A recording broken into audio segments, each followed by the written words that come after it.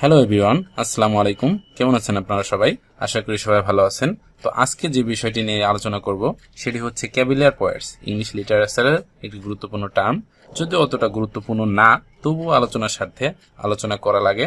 তো এটি হচ্ছে ক্যাভিলিয়ার পয়েটস। এই টার্মটি হচ্ছে ক্যাভিলিয়ার পয়েটস। আসলে ক্যাভিলিয়ার পয়েটস কারা এবং কি জন্য তাদেরকে ক্যাভিলিয়ার পয়েটস বলা হয়, এবং আসলে কারা কারা এই ক্যাভিলিয়ার পয়েটস এর বিলং করে, তো তা সেটা নিয়ে আলোচনা করব এবং কিভাবে ছন্দ আকারে মনে রাখা যায় এটাই আমরা আলোচনা করব।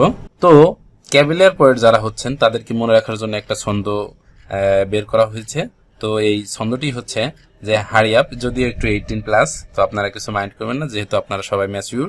তো আপনারা 18+ আসলে মিলানোর স্বার্থে, জাস্ট মিলানোর স্বার্থে কিন্তু 18+ আলোচনা করা হয়েছে, এবং সাহিত্য ক্লাস কিন্তু একটু মজারই হয়, যার ফলে একটু 18+ অ্যাডাল্ট ফান করা হবে। তো এই কারণে আসলে মিলানোর জন্য একটু অ্যাডাল্ট রাখা হয়েছে। তো চলুন ছন্দটি জেনে নেওয়া যাক। হারি আপ, কেয়ারফুলি লাভ করো, সাক করো। তো কোন একজন প্রেমিকা বলতেছে তার প্রেমিককে যে হারি আপ, তাড়াতাড়ি করো, কেয়ারফুলি লাভ করো, মানে খুবই যত্ন সহকারে, অর্থাৎ কেয়ারফুলি লাভ করো, র্যান্ডমলি ওয়াইল্ড হো না, লাভ করো, সাক করো। তো এটা আসলে মনে রাখার জন্য একটা ছন্দ মানে বানানো হয়েছে। তো হারি আপ দিয়ে কি বোঝানো হচ্ছে? হারি আপ দিয়ে যেটা বোঝানো হচ্ছে, রবার্ট হেরিক। ইতিমধ্যে জানেন যে রবার্ট হেরিক একজন গুরুত্বপূর্ণ টু ড্যাফোডিলস লিখেছেন। রবার্ট হেরিক কিন্তু লিখেছেন টু ড্যাফোডিলস, তো একজন গুরুত্বপূর্ণ রাইটার ইংলিশ লিটারেচারের। টু ড্যাফোডিলসটা মূলত ইম্পর্টেন্ট, টু ড্যাফোডিলসটাই আসে ঘুরে ফিরে, যে টু ড্যাফোডিলস কে লিখেছেন রবার্ট হেরিক। তো কেয়ারফুলি থেকে আসছে থমাস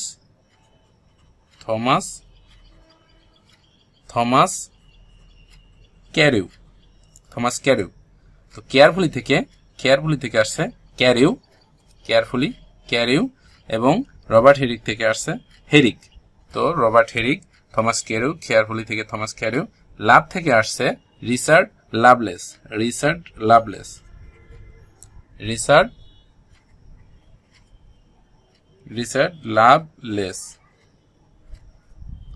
তার কিন্তু আসলে লাভ কম ছিল না, লেস না, ওই লেস নয়, তার নামই লাভলেস।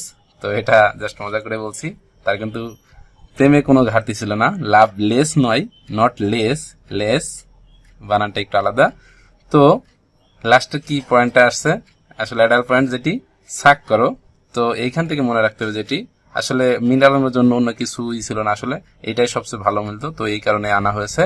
তো এটা হচ্ছে স্যার জন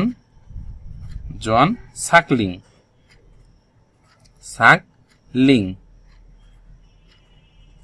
স্যার জন সাকলিং থেকে আসলে সাক করো জিনিসটা আসছে। তো হারি আপ, তো ওই প্রেমিকা বলতেছে প্রেমিককে হারি আপ, কেয়ারফুলি লাভ করো, সাক করো। তো Robert Herrick, Thomas Carew, Richard Lovelace and sir John Suckling. আসলে ক্যাভিলিয়ার পয়েট বলা হয় কেন? ক্যাভিলিয়ার পয়েট তো এতক্ষণ জানলেন যে ক্যাভিলিয়ার পয়েট বলা হয়। তো আসলে যে রাজা ছাড়া, তৎকালীন যে সাহিত্যকর্ম ছিল, রাজা ছাড়া আসলে কিন্তু পৃষ্ঠপোষকতা হইতো না। তো যে কোনো দেখবেন যে কোন একটা রাজদরবারের সভাকবি বলা হয়তো, এদেরকে বলা হয়তো সভাকবি। তো সভাকবি আসলে রাজার পৃষ্ঠপোষকতা ছাড়া আসলে সভাকবি হয় না, তো এদের পৃষ্ঠপোষকতা করা লাগে।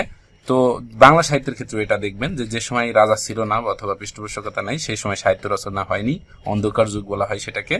তো এইখানে যেটি হয়েছে যে ক্যাভিলিয়ার পয়েটরা খুবই রাজার সমর্থন করতেন, রাজা ভক্ত ছিলেন। তো যারা রাজাকে বেশি সমর্থন করতেন, রাজার অনুসারী ছিলেন যারা, তাদেরকে বলা হয় ক্যাভিলিয়ার পয়েট। শুধুমাত্র তাই না, এই যে রাইটার রয়েছে, এখানে যে রাইটার আছেন, এরা সবাই কিন্তু বেন জনসনের খুবই ফলোয়ার ছিলেন, খুবই ভক্ত ছিলেন, বেন জনসনের সাহিত্য ধারাকে আসলে অনুসরণ করতেন। তো তাদেরকে, এই কারণে তাদেরকে অনেক সময় বলা হয় সন অফ বেন বলেও কিন্তু আখ্যায়িত করা হয়, মানে বেনের সন্তান, বেন জনসনের যেহেতু তারা ফলোয়ার ছিলেন, তাদেরকে সন অফ বেনও বলা হয় ক্যাভিলিয়ার পয়েটদেরকে। তো এটা আসতে পারে ক্যাভিলিয়ার পয়েটটা।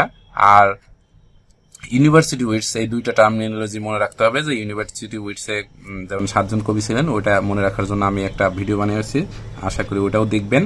তো ওইটাও মজা করে বানিয়েছি, ওটাও ভালো লাগবে। আরেকটি যেটি রয়েছে ক্যাভিলিয়ার পয়েটস, তো ক্যাভিলিয়ার পয়েটস, তো যারা রাজাকে সমর্থন করতেন তাদেরকে ক্যাভিলিয়ার পয়েটস বলা হয়। এই মূলত এই 4 জন ছিলেন ক্যাভিলিয়ার পয়েট, এবং তাদেরকে শুধুমাত্র ক্যাভিলিয়ার পয়েট বলা হতো না, বলা হতো সন অফ বেন, অর্থাৎ যেহেতু বেন জনসনের ফলোয়ার ছিলেন, তারা ভক্ত ছিলেন, তো সন অফ বেনও বলা হয়। তো আজকে এই পর্যন্তই। দেখা হবে অন্য কোনো ভিডিওতে অন্য কোনো সময়। ততদিন পর্যন্ত ভালো থাকুন। আসসালামু আলাইকুম। Till then take care, tata.